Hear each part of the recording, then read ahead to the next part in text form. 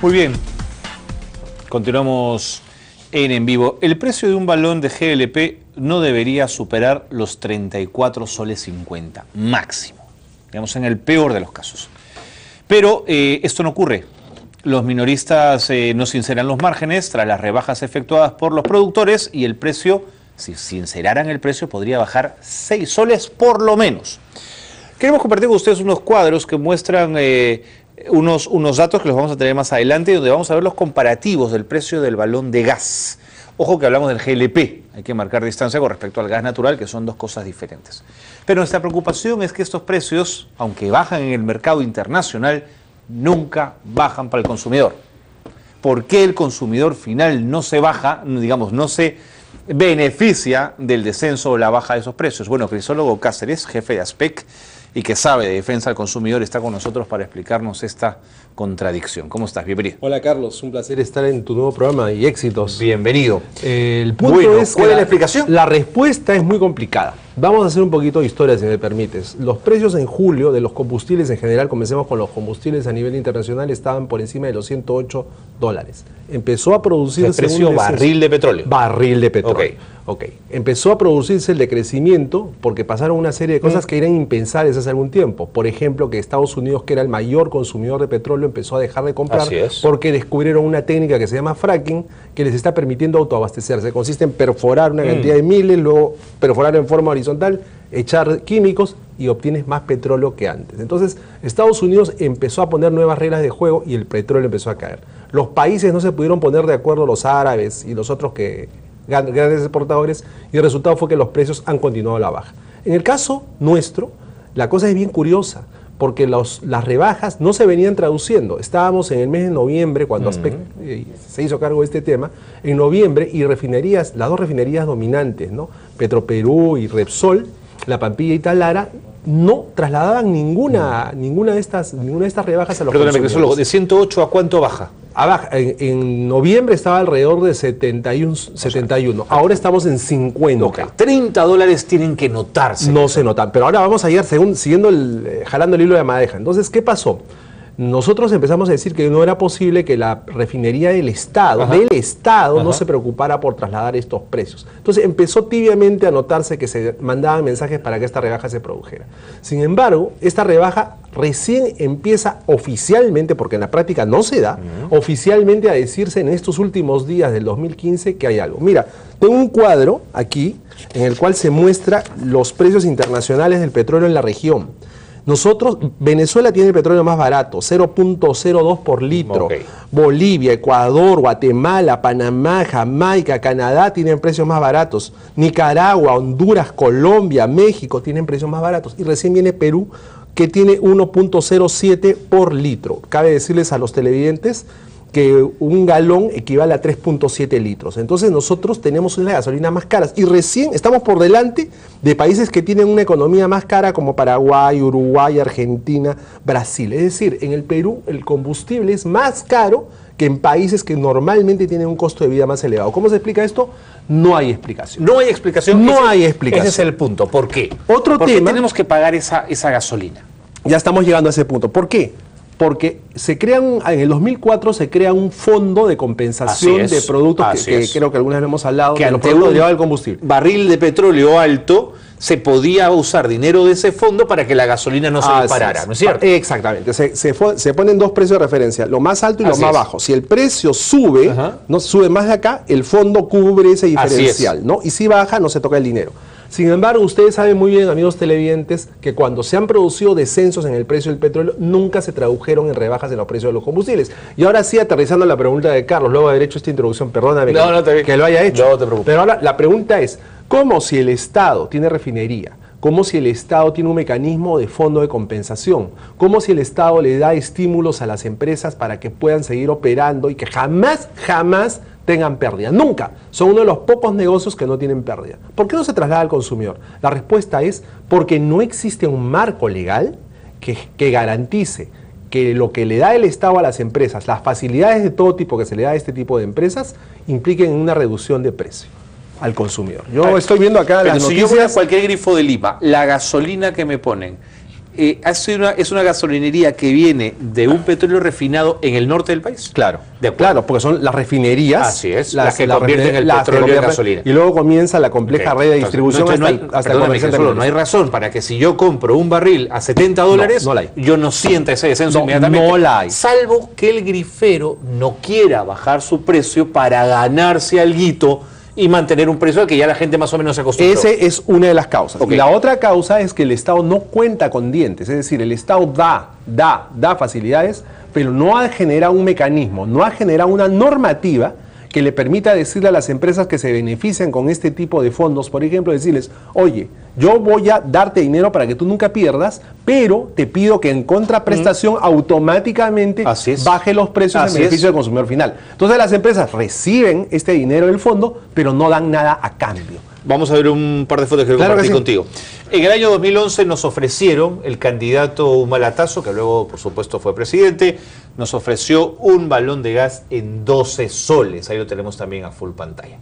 Luego pasó ese 2011, no se produjo esa rebaja y en el 2014 el precio oscilaba entre 38 y 40. O sea, ya había ahí, ¿no es cierto?, un precio alto.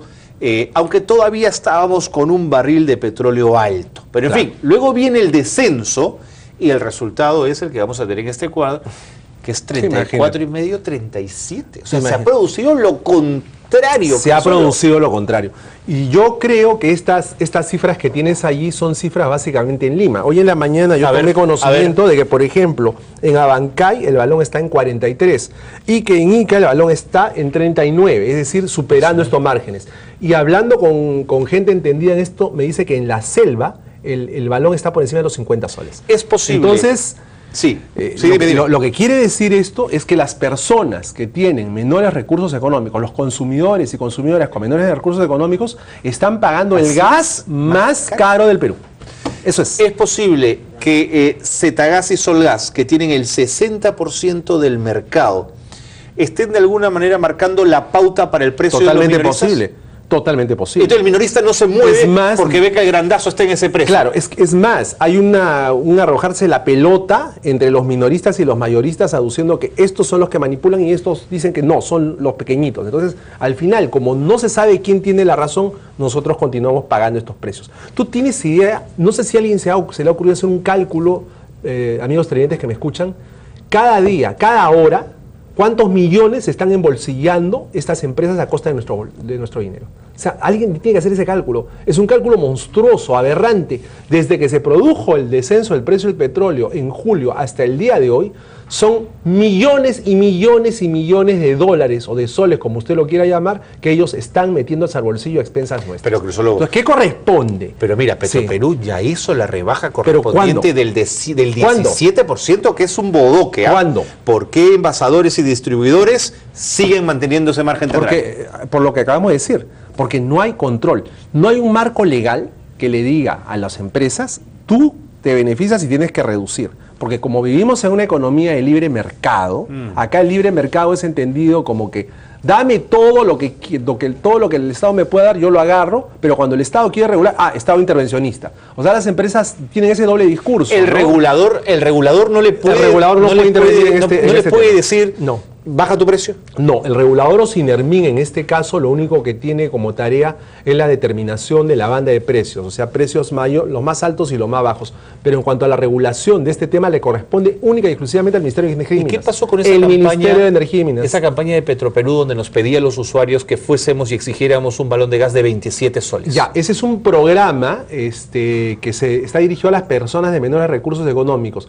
¿Y cómo se evalúa si son acreedores o no a este beneficio? Se evalúa en función de su recibo. Si tienen, no tengo el dato en este momento, pero si tienen un consumo de energía eléctrica mensual menor a determinado monto, pueden con ese recibo acudir y hacerse acreedor a este programa de estímulo. Pero si no, no. Es decir, este es un programa pensado para las personas de menores recursos que entiendo que ha tenido relativo éxito, pero debería publicitarse más. Ahora, ¿cuál es el planteamiento? Dime. ¿Qué es lo que se debería hacer? ¿Cómo es que podemos llegar a tener claro de que este tipo de rebajas tienen que traducirse en beneficios económicos para el consumidor final? generando la normativa pertinente. El Ministerio de Energía y Minas tiene que generar normativa que le permita fiscalizar e imponer. Yo te doy esto, pero recibo esto a cambio. Y no mantener esta torpe política. El MEF no lo va a permitir nunca. Pero es que no puedes tocar el libre mercado. Pues, no, pero es que el libre mercado... Así dicen los cánones. Bueno, es que yo te voy a decir sobre los cánones. Es que este es un doble discurso, Carlos. El doble discurso es el siguiente. Cuando yo le doy rebajas a los laboratorios, yo Estado le doy rebajas arancelarias a los laboratorios para que importen medicinas, ¿las medicinas bajan? No. Cuando le digo a las universidades que están exoneradas del pago de impuestos, ¿bajan las pensiones? No. Cuando les digo a las FPs que tienen que estar exoneradas de determinado impuesto, ¿bajan las comisiones? No. Cuando le doy un fondo de compensación al tema de los combustibles, ¿bajan? No. Parece que el beneficio es para un solo lado. El Estado constantemente está interviniendo en el mercado. El Estado constantemente está dando medidas, pero las empresas dicen, no, el libre mercado. Cuando la medida es beneficio económico, es el libre mercado y calladitos. Pero cuando la medida implica un beneficio para los consumidores, intervencionismo. Pero eso tiene que parar. El siguiente ejemplo. La bodega Crisólogo Cáceres vende lapiceros a $1. Los lapiceros azules los vende a $1, ¿no es cierto? Pero tu distribuidor, el que te lleva a la tienda los lapiceros, te los vende en medio sol, ¿no es cierto? Entonces tú te ganas ese medio sol. Esa es mi ganancia, es tu ganancia. Mi así es, de acuerdo. Pero resulta que un día la empresa de lapiceros azul te los vende en 20 céntimos. Tú no vas a vender el lapicero a 80 céntimos, tú lo vas a vender a $1, ¿no es cierto? O sea, hay una lógica de mercado que también está aquí muy instalada, es lo que quiero decir. Claro, pero ahí fíjate, dependería de muchos factores. Por ejemplo, si yo tengo esa reducción y mi margen de ganancia se mantiene y la persona puede comprar, el consumidor puede comprar ese lapicero en otras bodegas, yo digo, para que me compren a mí, no al otro que lo sigue vendiendo a $1, yo lo puedo bajar a 80 centavos. No bajan como estamos viendo. Pero ¿qué pasa cuando tú de repente vas a un grifo, suben a un precio y suácate, todos los grifos empiezan a subir al mismo precio o a precios parecidos? Pero eso es concertación de precios. Y la concertación eso sí es ilegal. Es un delito. Así es. Tú estás afirmando que hay concertación de precios. Oye, hay que, en los combustibles. En el caso de los combustibles, nosotros hicimos una investigación hace un par de años y vimos las fluctuaciones. Y detectamos que sí habían similitudes bastante sospechosas. Okay. Ahora, ¿quién tiene que investigar? ¿Quién tiene que investigar este tipo de prácticas? La autoridad correspondiente es el INDECOPI, porque como entidad que se encarga de vigilar que el libre mercado opere de manera adecuada, tendría que ver si estas prácticas de concertación se están dando. Ahora, las investigaciones sobre concertación de precios son sumamente complejas. Muy complejas. Son largas y claro, porque no dejan recibos. Y pueden tomarte una década, tranquilamente. Un proceso de concertación te puede tomar una década, cuando ya ni se acuerdan del asunto. Pero lo cierto es que se tiene que hacer. Entonces, en resumen, acá creo que hay dos autoridades que tendrían que ver el tema.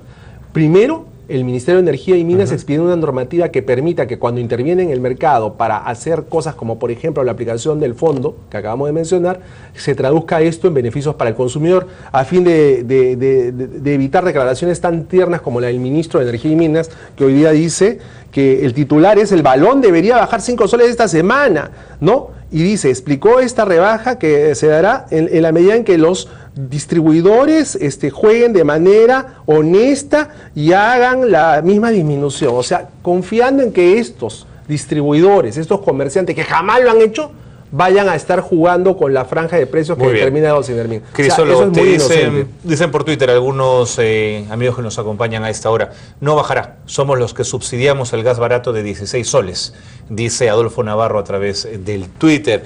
Lisa y Loaiza, las promesas incumplidas son un común denominador en la mayoría de nuestros presidentes. Comentarios que llegan. ¿Qué podemos decir frente a eso, no? Habría que hacer algún día un programa sobre el consumidor electoral. Nosotros tenemos que aprender a ser más cuidadosos con las autoridades que elegimos. Es como cuando usted va a adquirir un producto o servicio, ¿no? Muchas veces la publicidad le pinta maravillas, pero luego pues la realidad es otra. Entonces usted no puede estar comprando, si compras un producto que te engañó, no puedes estar comprando o votando, en este caso, por el mismo candidato cada vez que hay proceso electoral. Crisólogo Cáceres, muchísimas gracias por habernos acompañado. Interesante, punto de vista. Nos vamos a